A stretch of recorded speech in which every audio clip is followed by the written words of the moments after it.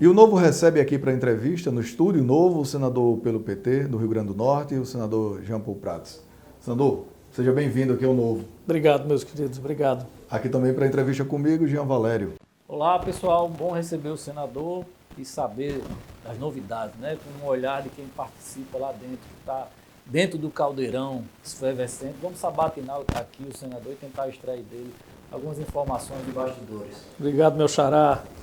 Bom, senador, vamos lá. A gente começa uma semana depois do 7 de setembro, tão esperado, tão falado no Brasil, onde se esperava ou se imaginava que alguma coisa poderia acontecer a partir de toda aquela mobilização que o presidente da República fez. E aí eu lhe pergunto, o que mudou pós 7 de setembro para o Brasil?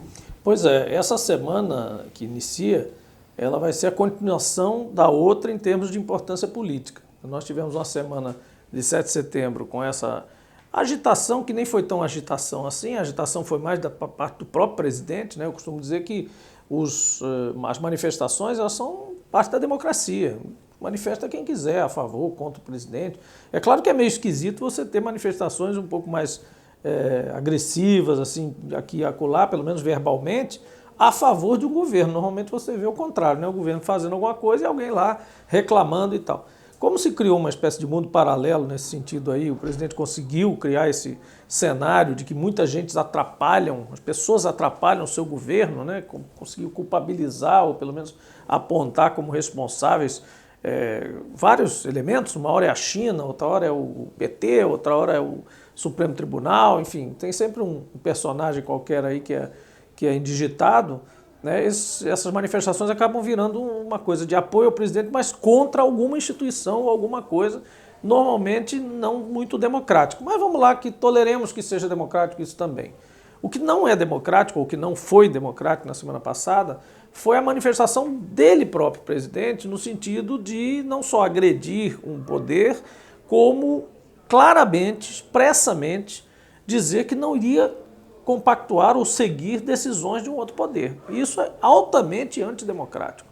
Isso desde Montesquieu, que colocou os 3 pilares aí, judiciário, legislativo e executivo, para que todo mundo adotasse, ninguém reinventou nenhuma estrutura de poder central ou de poder democrático diferente disso aí, desde Montesquieu, nós estamos falando de Revolução Francesa, Iluminismo, etc, etc. De lá para cá, ninguém teve outra ideia. Então Montesquieu continuou valendo. Você não acha que o ministro Alexandre de Moraes, de alguma forma, ele está ultrapassando um pouco essas fronteiras, tolhendo a liberdade de expressão quando manda prender, quando manda fazer operações em blogs, em jornalistas? Nesse sentido, será que o presidente Bolsonaro não estaria fazendo ali um desabafo no sentido de que se pare essas prisões e essas atitudes dos ministros do Supremo no sentido de calar e de evitar algumas manifestações? Tá.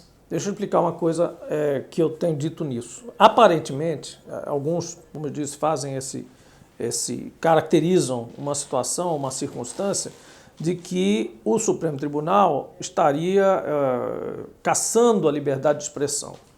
Não é disso que se trata. Ali são casos específicos de crime, Código Penal, aplicação da tipificação, como a gente chama no direito penal, do crime contra a honra. Crimes contra a honra. Difamação, calúnia e injúria. São 3 diferentes especificidades. Um é que atribui, que são crimes. É você chegar, de qualquer maneira, você chegar num restaurante, mesmo que seja um ambiente fechado, privado, semipúblico, digamos assim, e dizer, fulano é ladrão, roubou tal coisa. Então você atribuiu, entrou num lugar público, semipúblico, lugar de pessoas que estão ali não conhecem você, aí eu entro nesse restaurante e digo, o Jean, meu xará, Jean Valério, é isso, aquilo, outro e tal, etc, etc. Se isso, aquilo, outro for crime, é calúnia. Se não for crime, mas for uma coisa desonrosa para você, é mais leve a difamação. Então tem as graduações, enfim, não vamos entrar nesse detalhe, mas são tipificados pelo Código Penal. Outro crime que é tipificado no Código Penal é o crime de ameaça, que também ocorreu nesses vídeos. É que essas pessoas, elas extrapolam. Elas não vão só na crítica. Ah, Bolsonaro está certo por essa e essa razão e eu gosto dele por isso. E fulano e ciclano estão errados e a esquerda é isso, é aquilo e está errada porque teoricamente não é assim que se fala. Você não vê isso nesses vídeos. Esses vídeos, particularmente dessas pessoas que estão... Você vê um Jefferson com arma dizendo eu vou fazer justiça e quem estiver no meio vai tomar tiro e coisa não sei o quê. Ameaçador. É ameaçador ao poder, é ameaçador a pessoas, é incitador do discurso de ódio, né? E isso sim é crime. Então é claro que há que separar as coisas. Se você pegar um caso especificamente desse, onde não estiver caracterizado o crime e o juiz tiver mandado o cara para a cadeia, etc, etc, será uma extrapolação. Mas eu não vi caso nenhum desses. Eu acho que o que a gente tem que lembrar apenas é que você não é livre para falar o que quiser de quem quiser, acusar quem for ou ameaçar pessoas livremente. Isso não é liberdade de expressão. Tem um limite essas coisas. Da mesma forma que você, quando anda na rua, tem mão e contramão. Isso é um cerceamento do direito de ir e vir? Não, é a organização do trânsito na cidade. Se você andar na contramão na rua que não é mão, você não vai ter uma multa, não vai ser admoestado de alguma forma pela sociedade? Vai. Então é isso. Não é um liberou geral. Repercutiu nacionalmente uma atuação sua logo após o discurso do presidente no dia 7 de setembro. Inclusive, ele disse que iria convocar o Conselho da República, né? E o Conselho da República é formado por vários representantes e você estaria, caso essa convocação existisse, escalado para participar. Sim. E a sua declaração repercutiu nacionalmente quando você disse peça para sair, presidente. E aí eu queria emendar dizendo assim, hoje há clima para o impeachment. E além do clima, há condições políticas de se fazer o impeachment. E eu vou emendar uma pergunta. É melhor para o país abrir o processo de impeachment ou é melhor esperar o processo eleitoral? Pois é, eu vou começar pelo final. Uma resposta popular. Vou começar pelo final. Eu acho, muita gente perguntou assim, cadê o resto do pessoal que nas pesquisas se expressa contra Bolsonaro ou não gosta do governo Bolsonaro? E eu vou dizer, estão pacificamente e democraticamente aguardando o momento do voto. Porque a maior parte dos brasileiros, todo mundo há de concordar com isso, está decepcionada com a política faz tempo, não é de hoje. É com esquerda, com direita, com segurar a plaquinha de candidato, abraçar candidato, gostar ou não, defender político. Realmente é uma minoria que está fazendo hoje isso no Brasil. Até porque, agora com a situação pior economicamente, socialmente, cada um está cuidando da sua vida, está fazendo sacrifício para comprar arroz com feijão, ao invés de comprar fuzil, espero, né? Mas, enfim... Inflação comendo, gasolina a R$7, o gás de cozinha a 120, a maior parte das pessoas sem emprego, sem perspectiva, olham para o governo, vê um governo que não governa, que não toma atitudes.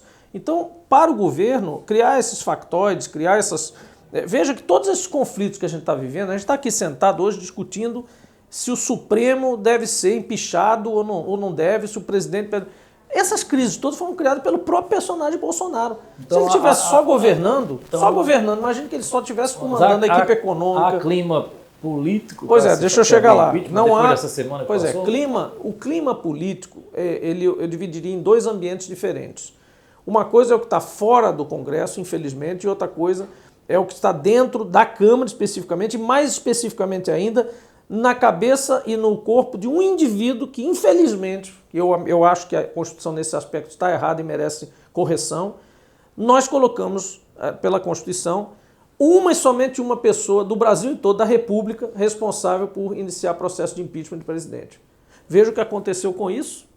Já é a segunda ou terceira, se a gente quiser colocar do Collor junto também, vez em que o presidente da Câmara, ao perceber um clima político ou alguma construção, inclusive com pedidos específicos de impeachment do presidente, passa a viver a sua vida em cima disso. Esse presidente atual está vivendo com benefícios, sendo cooptado, sendo agradado, etc., todo jeito, com mais o grupo político, por conta dele segurar impeachment. E o outro que saiu, Eduardo Cunha, fez a mesma coisa. Só que na época, Dilma e o PT não toparam a chantagem dele, naquela votação, naquele processo, e ele imediatamente travou. Aquilo foi ato contínuo. Quer dizer, mostrou claramente que era isso mesmo. Olha, ou vocês me protegem dos meus crimes, das minhas investigações, etc., etc., me colocam aqui, ou eu solto o impeachment. Então é tipo, o cara arruma um cachorro bravo e fica segurando. Ó, se você não fizer o que eu quero, eu solto o cachorrão. E esse está segurando o cachorro bravo na coleira. O que eu acho que devia ser feito? Aí sim, o Conselho da República seria uma solução, talvez. A gente tem que pensar bem, essas coisas são de muita responsabilidade. Mas acho que a gente, no direito brasileiro constitucional, a gente deveria rever essa parte do impeachment. Senão a gente vai ficar vivendo esse tipo de impeachment todo o tempo. Na hora que tem insatisfação em geral, arruma alguém para fazer um pedido de impeachment, o presidente da Câmara pega aquilo e olha o agravante que tem.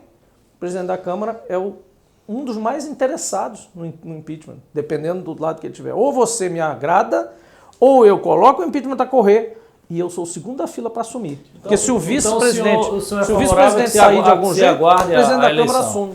Então, o senhor é favorável que se aguarde o processo eleitoral? Não, veja, isso é uma questão de clima justamente.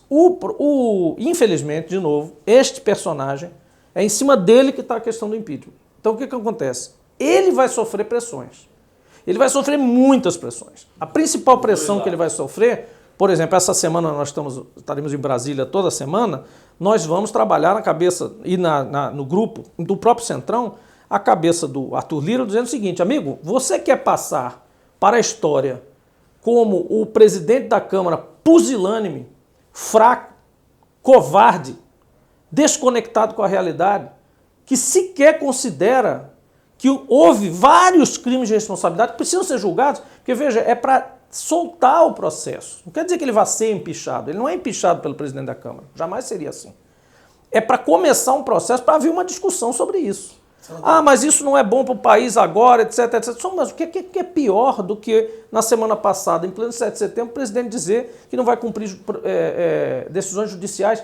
Que exemplo dá isso para a sociedade? Tanto é que o mercado caiu. Todo o mercado caiu, a bolsa caiu, o dólar subiu, todo mundo se assustou com o Brasil. Que país é esse que o presidente vira para a Suprema Corte e diz que não vai cumprir decisão nenhuma? Agora, senador, o senhor... Que é pior do que isso? O senhor, a sua opinião, o senhor é a favor ou contra realmente a abertura de um processo de impeachment? Sou a favor da abertura do processo de impeachment, sim. Pô, são 131 pedidos, e contando, né? Pode ser que tenha entrado um agora, há pouco. Amanhã entra outro. São 131 alegações de cidadãos, de associações, de partidos, de direita, de esquerda. Quando eu pergunto de se há clima político, não necessariamente nessa decisão do presidente da Câmara, Arthur Lira, de começar um primeiro processo, mas você sentindo lá com seus pares, com seus colegas, senadores, deputados, me parece que tem mudado um pouco, né? PSDB, por exemplo, anunciou que quer deflagrar. Então, essa maioria, em tese, que o governo tem, ela é uma maioria que facilmente se dissipa caso o processo de impeachment Olha, lá no Senado, eu dizia, quando assumi a liderança da minoria, eu brincava com meus... Eles são todos agora, todos nós falamos normalmente, com dependência das diferenças políticas que haja, acabamos sendo colegas, né? Porque o Senado é uma turma menor, então acaba sendo praticamente uma turma de colégio, ou duas juntas, né? E eu dizia sempre, quando ia falar, dizia lá, o líder da minoria, que virará em breve maioria, né? Eu sempre brincava com isso, né? E, na verdade, está acontecendo isso. Na prática, a minoria no Senado está se tornando maioria. Porque é uma minoria, de fato, que acaba seguindo o presidente mais, digamos, cegamente, entre aspas, muitas aspas nisso. Não é tão cegamente assim, mas, enfim. 2 líderes são do MDB. Eduardo Gomes, líder no Congresso, que é o senador, e o líder Fernando Bezerra Coelho, que tem uma missão em glória. A gente toda a vida brinca, todos eles, inclusive aliados dele mesmo, brincam, amigo, se um dia que eu precisar de um advogado, eu quero ter você como advogado, que é o cara que defende o impossível, fica vermelho, etc., se irrita e tudo, mas ele realmente empurra ali e consegue muita coisa para o governo, com o jeito dele. Esses dias ele teve a votação da MP que nós derrubamos, eu vou chegar nisso aí, que é outro fenômeno que vai começar a acontecer, é derrubar medidas provisórias e ter reveses nas votações do Senado, isso às vezes é mais efetivo do que o próprio impeachment, que o Fernando Coelho colocou o cargo à disposição.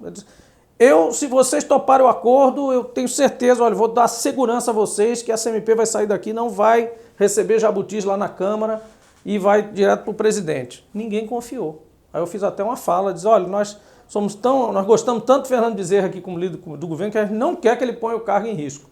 Portanto, vamos votar não nessa MP logo para derrubar. E derrubamos.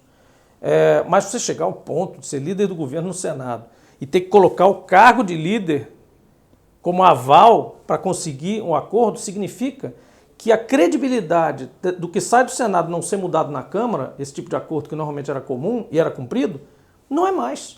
Então perdeu totalmente a credibilidade. Entre as duas casas há um clima de desconfiança absoluta, principalmente o Senado em relação à Câmara, porque a gente recebe coisas de lá, faz alterações, quando volta para a Câmara cai tudo. Às vezes quando altera, cai de novo. E aí quando vai para o presidente, às vezes tenta, quando é o contrário, que o Senado propõe, vai para a Câmara, volta para o Senado, a gente corrige, vai para o presidente e ele veta. Senador, a semana passada o vice-presidente da Câmara disse que o ano legislativo praticamente acabou. Foi essa a declaração dele. O Senado parou as atividades durante a semana. O senhor acha que o Congresso, de uma forma geral, como reação ao que está acontecendo politicamente no Brasil, o ano está perdido? Eu acho que é ruim se for uma coisa encarada como se fosse uma greve. Não é isso. Acho que a gente tem que legislar sim. É bem verdade que a gente não precisa estar legislando o tempo todo, reinventando a roda. É uma coisa que eu, particularmente, que cheguei recentemente lá, mas que tinha sido advogado toda a minha vida, achava que há uma profusão de leis, às vezes, desnecessária. A gente faz lei, às vezes, para reinventar o que já foi reinventado, coisas que já existem, enfim. Alguém tem uma brilhante ideia, vou colocar tal coisa e coloca para tramitar e acaba sendo votado pelaquela relação até meio que de compadrio também. O cara propôs um negócio, já está legislado, mas, vamos fazer isso pelo fulano. E aí acaba saindo leis que às vezes são bis in idem, são redundantes, são às vezes incongruentes, isso dificulta todo o nosso trabalho, até quem é advogado sabe bem disso aí. Eu acho que a gente não vai embarcar numa de aprovar grandes reformas, porque o governo perdeu a chance, perdeu o momento e hoje não tem mais condição de aprovar grandes coisas, grandes revoluções setoriais ou grandes guinadas, né? Como seria de hábito um governo esse. A tributária talvez passe a questão do imposto de renda da tabela, a questão dos dividendos, da distribuição de dividendos, que são duas coisas praticamente unânimes. Fatiada, né? Eu nem diria, isso fatiado já seria o que o Paulo Guedes estava propondo. Eu acho que é menos até do que isso. É simplesmente adequar e atualizar a questão da tabela, da isenção do imposto de renda, que é importante para a maior parte da população, e a questão dos dividendos, que é uma idiosincrasia brasileira, né? Uma jabuticaba nossa, e acho que o Ciro Gomes que falava que era da Estônia ou de um país desse aí, que era o único lugar que não tributava a distribuição de dividendos. Eu acho que é justo tributar. O resto, o que for estrutural, o que for polêmico, o que for fla-flu, vai ficar para depois, porque o Congresso, principalmente o Senado, não vai topar mais, se depender de mim, não topa nenhuma medida provisória para privatizar a empresa, medida provisória para regular setor. A tributação de dividendos me parece que isso é consenso, porque a oposição topa, né? Topa. Mas isso não é bom para o governo. Um governo liberal taxar dividendos. Não, mas na verdade não. Depende. É o seguinte, é porque tem uma contrapartida aí. Que isso é bom, foi bom que você tocou nesse assunto, porque isso não é só aumento de impostos. Ele troca isso por redução de impostos de pessoa jurídica. Então existe uma equalização. Eu sei porque eu sou o relator de um projeto de lei que faz só isso. Esse projeto de lei faz só isso. É um projeto de Eduardo Braga, que eu peguei a relatoria, discuti com a Anastasia, discuti com o Cajuru, com vários gabinetes que estavam envolvidos, Tasso Gereissati, que estavam envolvidos nessa discussão, como relator, e consensuei tudo isso. Quando ficou pronto, surgiu a proposta da Câmara. E aí, num acordo maior, o Rodrigo Pacheco, presidente, me disse, olha, nós vamos deixar o projeto de stand-by porque está vindo, tudo que é relacionado a imposto de renda e dividendo e tal, etc., está vindo da Câmara e a gente vai respeitar isso e vai tratar. E aí a gente pode fazer emendas e tal. Mas esse projeto, ele contrabalança, ele tributa a distribuição de dividendos, mas ele diminui o imposto de pessoa jurídica em geral. Então ele compensa. E isso é de acordo com as regras da OCDE. Isso é inspirado nos países da OCDE. Então a gente iguala a tributação de pessoa jurídica à OCDE e tributa dividendo, que é como eles fazem. França, Alemanha, Inglaterra, a maior parte dos países. Pegando esse gancho aí, senador, qual a avaliação que você faz da condução econômica do atual governo? A política implantada aí pelo ministro Paulo Guedes.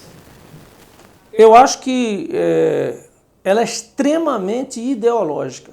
Você vai dizer, poxa, mas ideológico, vocês, a esquerda, são ideológicos? Sim, mas a gente tem que se acostumar a ver também, Jean, que a direita e o que se chama centro, ou mesmo da economia, o que se chama de neoliberalismo, e no caso do Paulo Guedes ele seria um radical, porque eu chamo de ultra neoliberal, não é um neoliberal normal, e nem tampouco um liberal. Liberal é o Carlos Portinho, meu colega do Senado que entrou lá, que beleza, topa numa boa. Partido Liberal daquele da raiz. Partido Liberal raiz, reconhece a importância do Estado, reconhece a importância da obra do economista Keynes e da necessidade de obras públicas eventualmente, enfim, faz o contraponto. Paulo Guedes não. Paulo Guedes é o financista máximo, absoluto. Ele quer achar que o país todo gira em torno da Bolsa de Valores. É importante a Bolsa de Valores? É. Mas nós, da esquerda, a esquerda que entende, que conhece a economia da qual eu participo, é a esquerda francesa, dinamarquesa, a esquerda espanhola, a esquerda italiana, ela fala de mercado. Eu não tenho medo nenhum de enfrentar papo com empresário, empreendedor, ter uma visão que congregue a atenção social que você precisa dar a um país para transformar, inclusive, se você tiver só o interesse econômico, inclusive transformar pessoas que estão na miserabilidade ou próximo disso em consumidores. Né? Então tem até um motivo econômico. Mas mais do que isso, viver numa sociedade justa é bom, faz bem para as pessoas, desenvolve melhor. Né? Então essa visão a gente quer levar. Paulo Guedes tem uma visão, Paulo Guedes está passando uma chuva nesse governo. Ele sempre foi serviçal de mercado financeiro e de grandes especuladores de bolsa. Não é de gente que constrói trem, que constrói refinaria. Não, é gente que especula com ações do que os outros fazem. Então ele trabalha o tempo todo, ele sempre foi day trader, ele é o master day trader de todos. Só que é um master nocivo, porque só trabalha com isso. Então ele trabalha só com informação no sentido vai subir ou descer agora ações. O governo não tem conseguido avançar na pauta que ele pregava desse liberalismo. Não tivemos, mais ou menos. Não tivemos grandes grandes privatizações, não tivemos reforma administrativa, enxugamento da máquina pública, não houve. Não, mas esse é o defeito do processo dele. Ele acusa os outros, ele diz, olha, eu tenho que eficientizar estatais ou vender estatais, mas ele não fez nenhuma limpeza, nenhuma coisa internamente. O governo continuou o mesmo, inchou com um monte de militar, um monte de gente de cabo de lá, está cheio de gente cabidado no governo, pelo contrário, aumentou, inchou. Se você for fazer análise mesmo, inchou a máquina administrativa. Aqueles ministérios, não vai ter tantos ministérios, já montou ministério, inventou ministério para botar ministro, inventou ministério para agradar partido. Ou seja, ficou uma coisa mais esculhambada do que era. Porque pelo menos ainda tinha uma razão, a coisa era mais ou menos organizada. Agora, não, tirou os ministros, depois devolveu os ministros ministérios de papel, ministérios de função de embaixador, de receber, de viajar. Né? Temos um caso bem conhecido, esse das comunicações, por exemplo. O Ministério foi recriado em cima de um processo que era muito bacana, que era ciência, tecnologia, informação e comunicações, tudo junto dentro de uma coisa só, porque hoje internet, banda larga, tudo isso é ciência, tecnologia e inovação. E aí foi destacado aquilo para, vou botar uma pessoa que eu gosto, etc. e tal, para fazer política, para viajar, para não sei o que, tudo bem. Mas vamos ser realistas, não era necessário. Então, assim, voltando, nas estatais, por exemplo, as estatais estão dando lucro. Mas estão dando lucro porque estão vendendo ativos. A Petrobras deu um lucro e, na verdade, não teve... Se você tirar a venda da BR no primeiro ano, e ainda de Temer, a venda de todos os gasodutos, toda a rede de gasodutos da Petrobras foi vendida. Todos os postos de gasolina, você vê os anúncios agora, chama... como é que chama a empresa? BR, tem um BR no meio, não sei como era o nome. Vibra. Nem BR é mais, é Vibra. Os postos da Petrobras, você que está nos assistindo hoje, não são mais da Petrobras, ok? Quando vende isso? Quando vende os gasodutos, todo semestre vende alguma coisa, vende uma refinaria. O que acontece, meus amigos, se eu vender tudo? Essa sala é uma empresa, está zerada, né? Não vendeu nada, não comprou nada. Mas ela tinha isso aqui. Se eu vendo todos esses livros, esses negócios que você tem aqui, o Incrível Hulk, o Fusquinha Azul, tudo que está aqui, se eu vender, essa sala dá lucro, concorda? No dia seguinte ela dá lucro. Daqui a pouco você vai precisar dessas coisas para usar, para fazer as câmeras, tudo isso, não vai ter nada. É o que está acontecendo. É etéreo. O Paulo Guedes é um furacão do mal.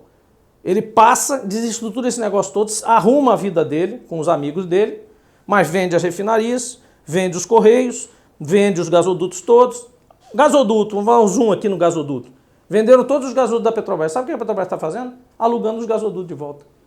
No terceiro ano, ou quarto ano, dependendo da malha, se é Nordeste ou se é Sudeste, a Petrobras terá pago de volta para os fundos para quem ela vendeu os gasodutos o valor que ela recebeu dos gasodutos. Isso é negócio? Mas ele anunciou um puta de um lucro naquele ano. Mas vai pagar tudo em aluguel de volta. Você diz que Paulo Guedes é um furacão, o furacão do mal, foi essa... Um furacão nocivo. Um furacão nocivo, mas eu... É um vendaval, vai passar, destruir, vai embora. Eu conheço sua atuação também antes de ser senador. O senhor é um cara do mercado, né? Sempre esteve no mercado, foi secretário de desenvolvimento, acompanho sua trajetória, inclusive um consultor destacado na área de energia. Muitas vezes eu olho para o Jean Paul Prats, eu já lhe disse isso fora das câmeras, estou dizendo aqui. Sim, eu sei. E eu procuro encontrar aquele cara mais de mercado, aquele cara mais liberal. Continua aqui. Aquele cara que apoia a iniciativa privada. E aí eu digo muito, até brincando, cadê aquele Jean Paul Prats que era mais alinhado ao centro, até um pouco da direita? Ou esse da direita nunca existiu? Eu queria que você fizesse uma análise. Não, deixa eu explicar. Desse aspecto. A da direita nunca existiu pelo seguinte: eu fui formado na militância de esquerda no Rio de Janeiro. Meu pai particularmente, minha mãe era francesa e tal, não participou de política aqui, mas fugiu da guerra, de uma certa forma combateu o nazismo. A mãe dela e minha tia-avó eram da resistência francesa, foram pessoas que militaram mesmo na resistência francesa. Só que como minha mãe era criada pela minha avó sozinha, quando os nazistas iam entrando em Paris, o marido dessa minha tia-avó, que era a resistência francesa, Monsieur Bonnard, é um herói da resistência, medalhado, super assim, homenageado lá na França, eles avisaram, que tinha aqueles rádios secretos e tudo, avisaram minha avó, disse, olha, corre daqui porque você, uma menina em casa sozinha, vai ser vítima fácil. Então elas saíram andando até Portugal. Então minha mãe já era uma pessoa que tinha muito essa consciência, tinha fugido da terra natal com 8 anos de idade a pé para um outro país. Do outro lado, meu avô paterno era braço direito do Flores da Cunha, que era governador do Rio Grande do Sul. Nós somos descendentes de um cara chamado Júlio Prats de Castilhos, 2 vezes presidente da província do Rio Grande do Sul na época do Império. Né? Portanto, a política está na minha veia, não tem como escapar. Meu avô ajudou o Brizola a fugir uma vez ou duas. Meu pai era amigo do Brizola. Trabalhei com Darcy Ribeiro muito tempo e tal. A diferença é que as pessoas têm uma concepção, talvez pela redemocratização ter sido mais caracterizada pelo movimento político do que econômico, de que a esquerda não tem opções para a economia. A esquerda só quer estatizar, só quer operar tudo com o braço do Estado, e todo mundo é comunista, todo mundo quer não ter propriedade privada, e não é absolutamente nada disso.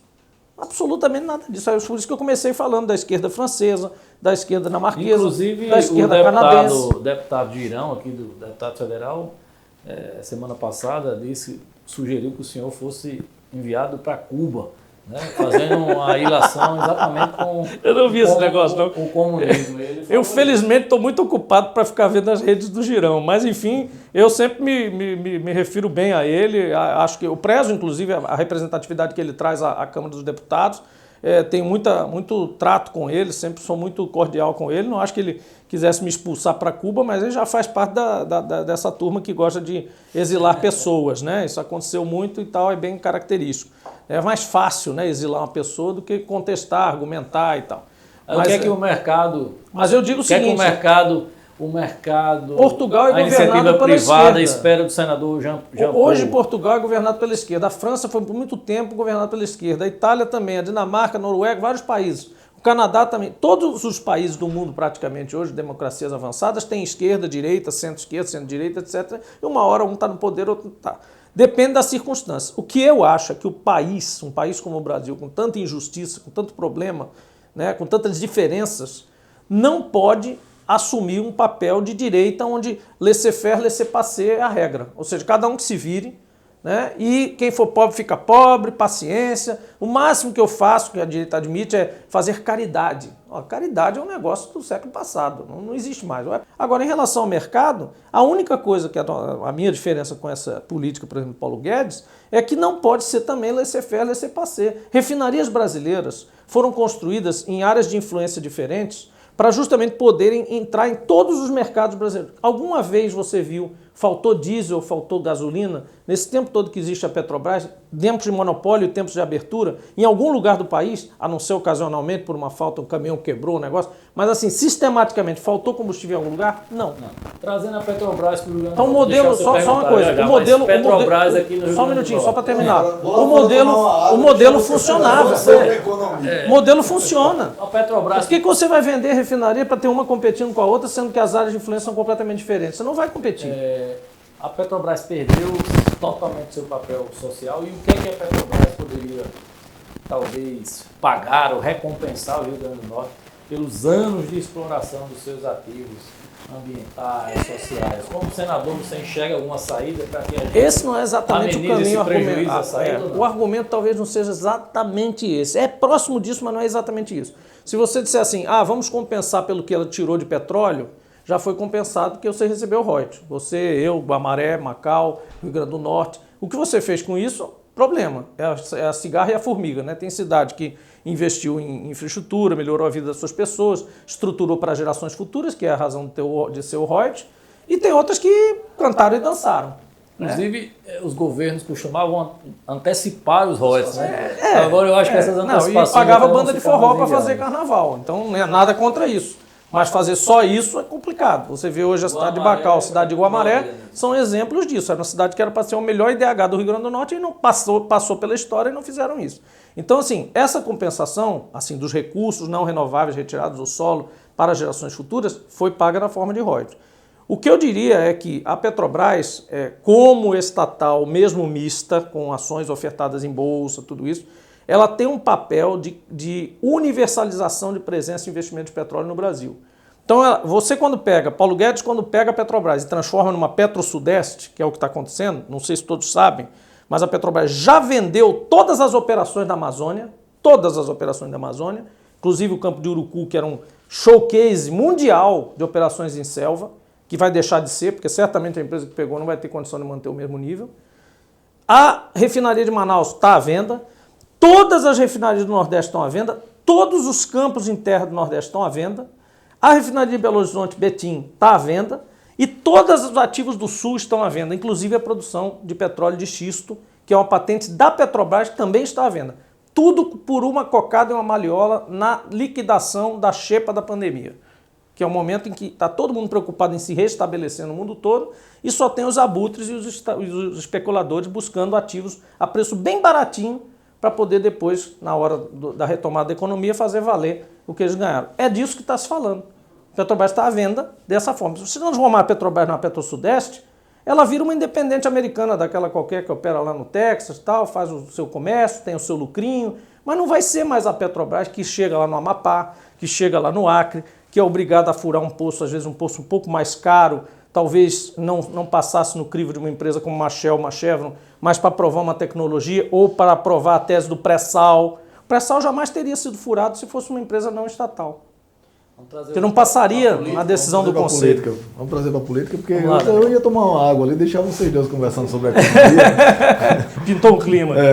Mas vamos lá.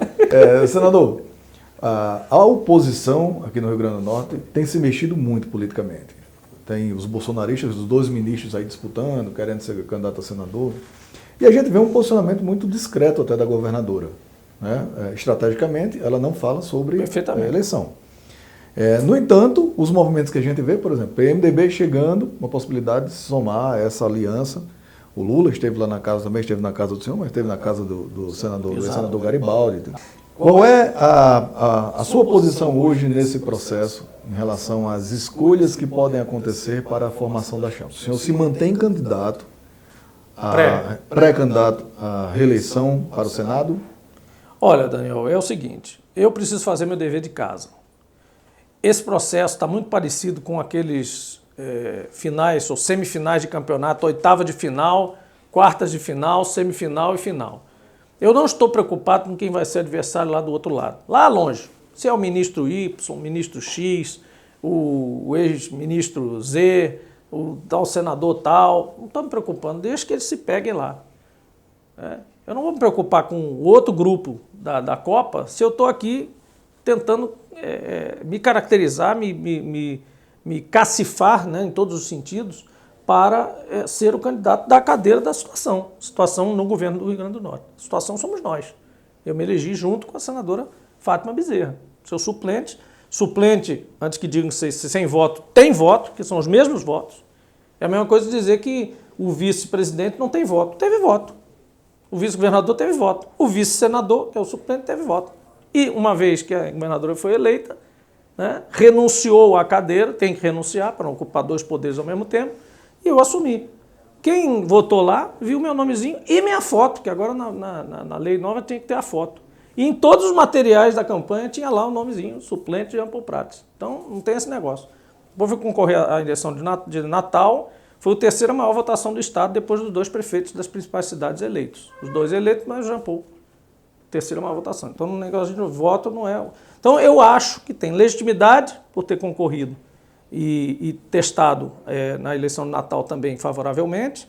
Acho que estou fazendo um trabalho razoável, né? Eu diria que bom, porque tenho levado o nome do Rio Grande do Norte em alta conta para os cenários nacionais, na área de economia, na área de projetos novos. Estamos legislando sobre offshore energético, estamos legislando sobre hidrogênio. Agora vou apresentar essa semana o projeto de lei sobre hidrogênio, que introduz hidrogênio na matriz energética pela primeira vez na legislação energética brasileira. Em outras áreas fizemos leis para lactantes, fizemos leis para a área de educação, relatei, estou terminando de relatar agora o projeto marco regulatório das ferrovias, que vai transformar o ambiente regulatório das ferrovias, permitindo que a gente faça ferrovias privadas, inclusive recupere capítulo que eu pessoalmente escrevi nessa lei, recupere as ferrovias abandonadas aqui do Rio Grande do Norte. Essa maratona, você acha que está onde? Na 8ª, nas 4ª, já está chegando na 100ª? Não, depende, porque não é exatamente como a árvorezinha dos jogos de futebol. Os adversários às vezes tem 3, aqui do outro lado tem 6 disputando, enfim.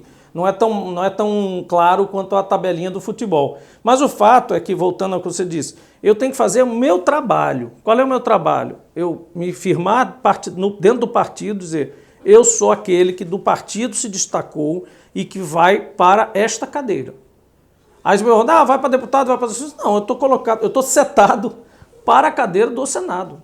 Não é porque eu quero, é porque eu acho que faz parte da configuração e da estratégia partidária ter lá Natália, Mineiro para federal, para recondução, mais 2, 3 candidatos ali para fazer uma nominata boa para federal, Isolda, por merecimento todo e pelo fato de estarem eleitos. Isolda e Francisco, mais 1, 2, 3, 4, quantos forem nominados para estadual, e eu que estou aqui no Senado, tentar minha recondução.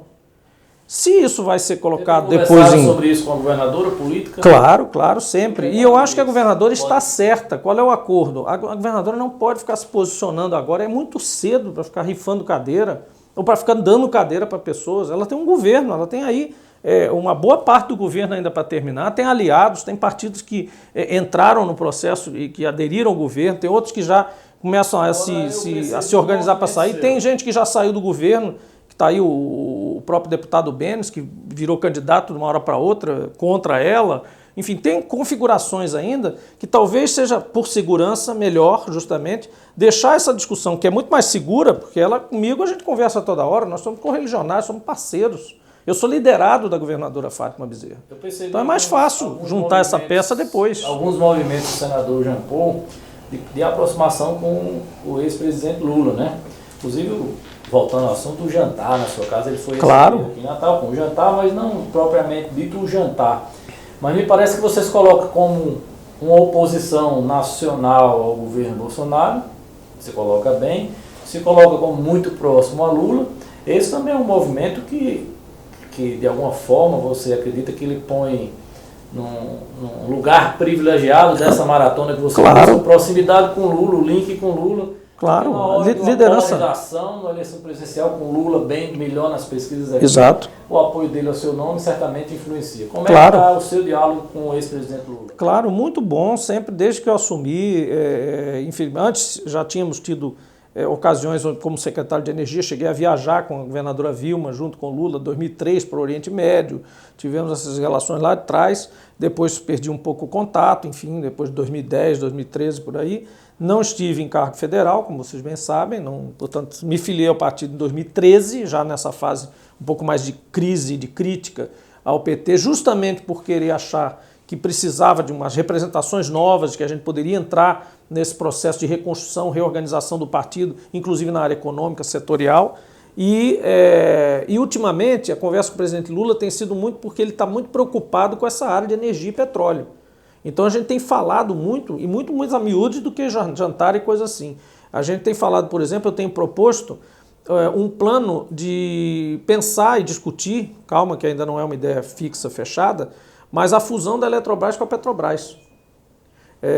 Porque eu acho anacrônico que a gente esteja ainda, a Petrobras às vezes construindo parque eólico, a Eletrobras fazendo térmica, comprando gás natural, e tudo entre empresas estatais. Então, uma grande empresa de transição energética, uma grande empresa de visão de futuro, que trabalhe desde o upstream do petróleo, a exploração e produção, o refino, os biocombustíveis, a energia renovável, até a eletromobilidade, carros elétricos, vai haver uma transição também aí nesse ponto.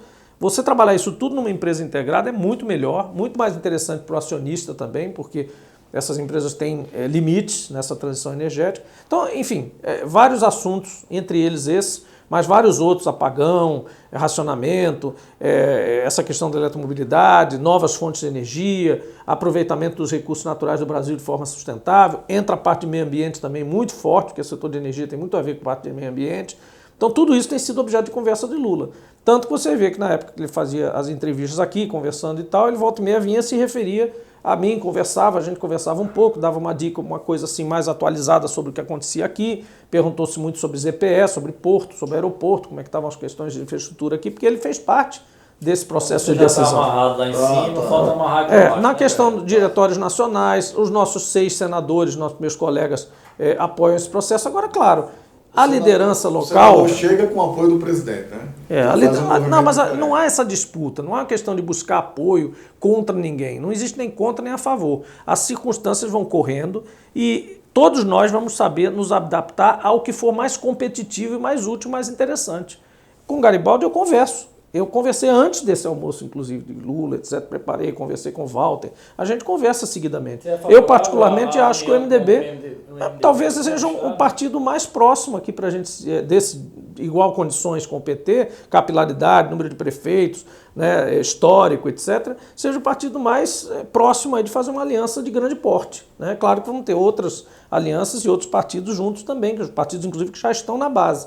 Mas a questão lá, o que eles querem? Eles querem focar mandato do deputado federal Walter Alves, ou do mandato federal. Então vamos trabalhar para isso. E aí que eu digo, como chegar lá, ainda vai correr muita água nessa ponte, debaixo dessa ponte. Vai correr muita coisa.